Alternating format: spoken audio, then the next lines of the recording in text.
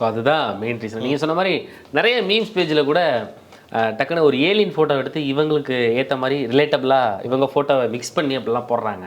கேட்டால் நீங்கள் சொன்ன மாதிரி நார்மல் பீப்புள் கிடையாது அப்படின்ற மாதிரி. ஸோ அந்த இடத்துல அவங்க பேசியிருந்தா அது இல்லை, அந்த இடத்துல அவங்க பேசியிருந்தா அது சரியாக இருந்திருக்கும். இன்னொரு விதத்தில் என்ன அப்படின்னா, நயன்தாரா அவர்களே நிறைய இடங்களில் பேசினாலே சில இடங்களில் சிக்கலாயிடுமோங்கிற அந்த ஒரு பயமும் நமக்கு இருக்குது. ஏன்னா இந்த ஃபெமினைன் இந்த பிராண்டினுடைய லைக் அந்த லான்ச்சுக்கு வந்துட்டு அவங்க ஒரு தடவை பேசும்போது இன்னும் வந்துட்டு இந்த சானிடரி நாப்கின்ஸை பற்றின விழிப்புணர்வு வந்துட்டு நிறைய மக்களுக்கு இல்லை அப்படிங்கிற மாதிரியான ஒரு விஷயத்தெல்லாம் பேசியிருப்பாங்க. அதை குறிப்பாக வந்துட்டு தமிழ்நாட்டில் இருந்துட்டு பேசக்கூடாதுங்கிறது என்னுடைய ஒரு கருத்து. பிராண்டிங்காக அவங்க சில விஷயங்கள் இந்த மாதிரிலாம் பேசுகிறாங்க இல்லையா, அது வந்துட்டு கொஞ்சம் மக்கள் மத்தியில் வந்துட்டு ஒரு மாதிரியான ஒரு சின்ன ஒரு நெகட்டிவ் வைப்பை கொடுத்துக்கிட்டே இருக்குது. இதெல்லாம் தாண்டி விக்னேஷ் சிவன் வந்துட்டு அன்றைக்கி ஒரு விஷயம் பண்ணார்ல, உங்களுக்கு என்ன ஃபோட்டோ தானே வேணும் வாங்க அப்படின்னு. நீ யார், உங்ககிட்ட நாங்கள் ஏன் ஃபோட்டோ எடுக்கணுங்கிற ஒரு கேள்வி வந்துட்டு மக்கள் கேட்டுட்டாங்கனாலே ஆட்டோமேட்டிக்காக செலிபிரிட்டிஸ் வந்துட்டு ஒன்றுமே இல்லாமல் ஆயிடுவாங்க. அது யாராவனா இருக்கலாம், நீங்களாக இருக்கலாம், நானாக இருக்கலாம், யாராவனா இருக்கலாம். நம்மளை வந்துட்டு மக்கள் வந்து ரசிக்கிற வரைக்கும் தான் நமக்கான வேல்யூ.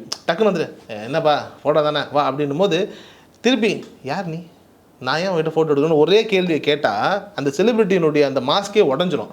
அதை வந்துட்டு செலிபிரிட்டிஸ் புரிஞ்சுக்கணும். அந்த இடத்துல வந்துட்டு அதை புரிஞ்சிக்காமல், ஏன்னா அங்கே உட்காந்துருக்க மக்கள்லாம் கிட்டத்தட்ட 10 மணி நேரம் வெயிட் பண்ணிட்டு உட்காந்துருக்காங்க. மதுரையில் ஒரு நிகழ்ச்சி நடக்குது, 9 to 2 தான் டைம் ஸ்லாட்டு.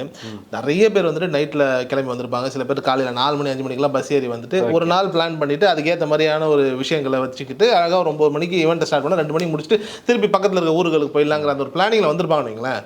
அப்படி பிளானிங்கில் வந்தவங்களுக்கு நிகழ்ச்சி ஸ்டார்ட் ஆனது 2 மணி, முடிஞ்சது 6 மணியோ 7 மணியோ. இப்போ இதுக்கப்புறம் வந்துட்டு நைட்டில் எங்கேருந்து வந்துட்டு எத்தனையோ பெண்கள் வந்திருக்காங்க, ஆண்கள் வந்திருக்காங்க, நைட்டில் எப்படி ட்ராவல் பண்ணுவாங்க, போக முடியல, அப்போ நைட்டில் ஸ்டே பண்ண வேண்டியதாக இருக்குது, அவங்களோட செலவுகளை யார் பேர் பண்ணுவாங்கிற இந்த ஒரு சூழல்லாம் இருக்குது இல்லையா.